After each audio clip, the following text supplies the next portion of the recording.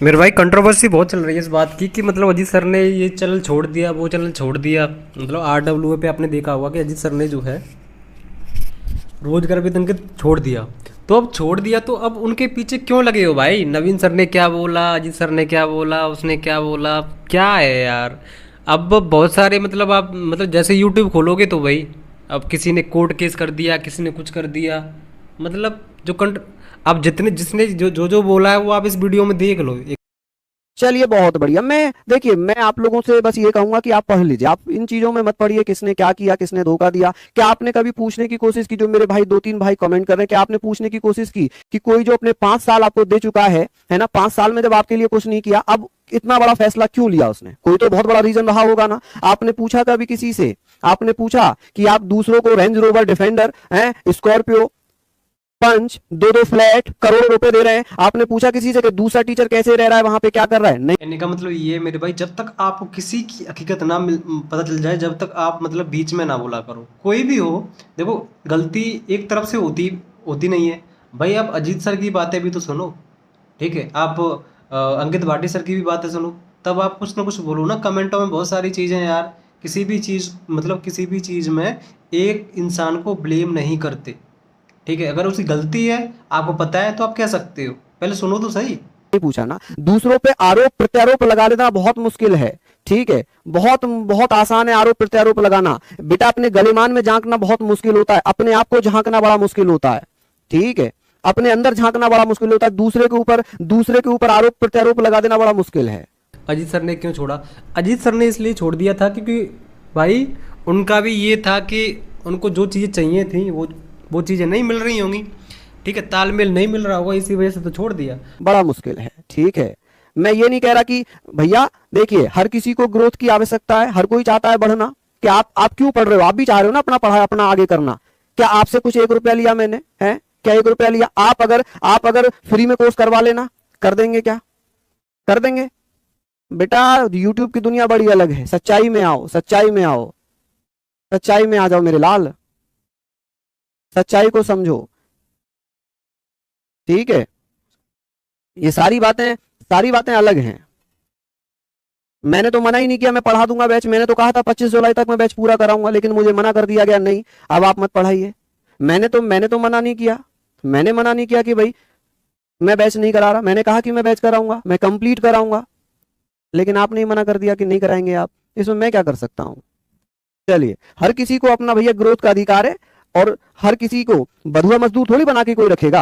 अनुच्छेद 23 नहीं पढ़ाता हूं मैं। अनुच्छेद 23 में मैंने कहा क्या कहूँ? अनुच्छेद 23 में मैंने ये कहा था कि किसी को बेगारी करना, बधुआ मजदूरी करना गलत है। आप किसी से जबरदस्ती काम करवाएंगे क्या फ्री में? भाई मेरा भी परिवार है, मेरे भी बच्चे हैं, मुझे भी तो पैसा चाहिए होगा। मैं फ्री में काम करता रहूं क्या आपके लिए? गद्दार बन गए। इसे गद्दारी कहते हैं क्या? आपने जो टीचर्स निकाल दिए वो सही था। चलिए खैर, छोड़ते हैं उसको, यहाँ पर आते हैं। अभी हम इस पे बात करते हैं। इसलिए मैं मेरी बस एक रिक्वेस्ट है आप लोगों से, एक छोटे भाई बहन के नाते आपको समझा रहा हूं, एक बात बता रहा हूं कि आप लोग अपनी एनर्जी केवल पढ़ाई में लगाइए, केवल पढ़ाई में लगाइए। वास्तविकता यह है कि आप पढ़ेंगे तभी आपके घर में नौकरी लगेगी, आपका सिलेक्शन होगा।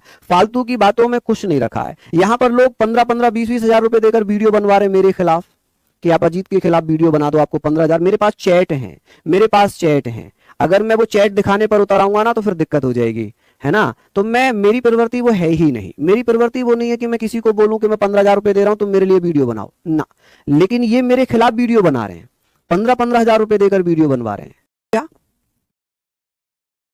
नवीन सर वास्तव में बहुत बेस्ट टीचर है, और शायद दूसरा नवीन कोई बन ही नहीं पाएगा, क्योंकि अपने अपने अंदर एक ही चीज होती है। नवीन सर बहुत बेस्ट हैं, उनके जैसा तो शायद ही कोई बन पाए, है ना? मैं ये नहीं कह रहा कि नहीं बनेगा, लेकिन भैया सब अपने अपने अलग अलग क्वालिटी होती है। वो बहुत ग्रेट टीचर है ना?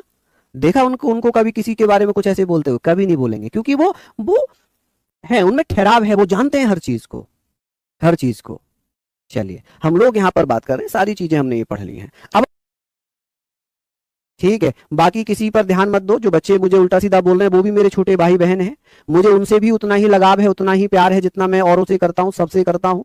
हालांकि वो अभी भड़का दिए गए हैं, है ना, होता है ना, छोटे बच्चे होते हैं भड़का दिए जाते हैं, तो वो भी मेरे प्यारे भाई बहन हैं, कुछ समय बाद उन्हें भी समझ में आ जाएगा कि क्या सही था क्या गलत था, ठीक है। हालांकि हम लोग ऐसे ही मेहनत करते रहेंगे, हम फालतू की चीजों पर ध्यान नहीं देंगे बिल्कुल भी। अगर क्लास अच्छी लग रही हो तो बेटा एक कमेंट जरूर लिख दे। और यही नहीं, क्लासेस में भी जो सर पढ़ाते हैं उन्हें भी डिस्टर्बेंस करने लग जाते हैं। क्या सर आप RW छोड़ोगे, सर आप छोड़ोगे? भाई एक इंसान ने जो गलती कर दी है, चाहे देखो ये उनका खुद का एक पर्सनल मैटर है कि संदीप सर ने सॉरी, अब संदीप सर से भी पूछने लगे कि आप सर छोड़ोगे छोड़ोगे, इसका मतलब क्या है?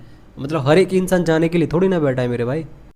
एक भाई बार बार कमेंट कर रहा है जी आप RW छोड़कर तो नहीं जाओगे। मेरे दोस्त पढ़ाई में ध्यान नहीं लगा सकता है भाई, पढ़ाई में ध्यान नहीं लगा सकता क्या? मैं यहाँ पे खड़े होके बोल दूं कि भाई, मैं ये बोलूंगा क्या यहाँ खड़े होके कि भाई मैं चला जाऊंगा?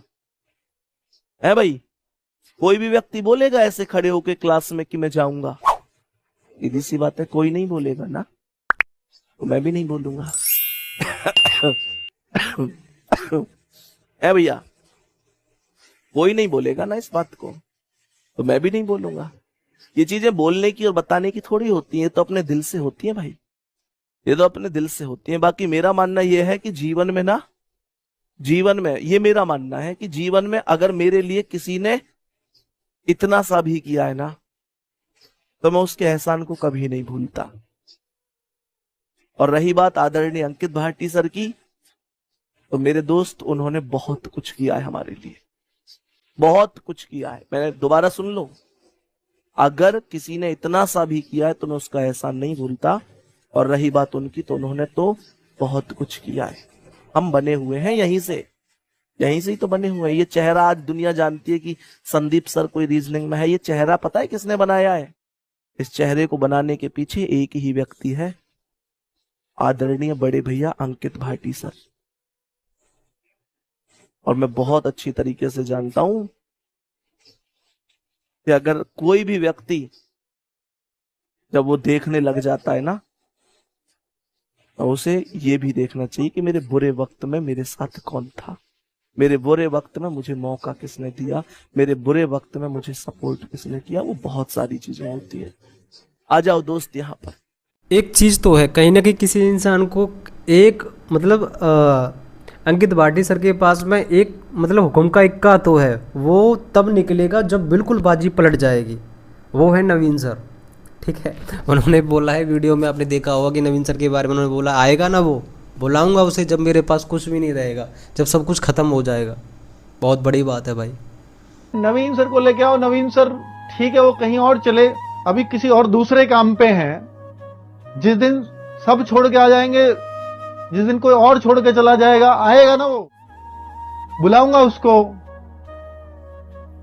जिस दिन मेरे पास कुछ नहीं बचेगा कि ठीक है मिलके दोनों करते हैं ना बड़ा, क्या दिक्कत है? उसकी जरूरत नहीं है अभी, जरूरत पड़ेगी तो आएगा, अभी नहीं है जरूरत, ठीक है? अभी बहुत है।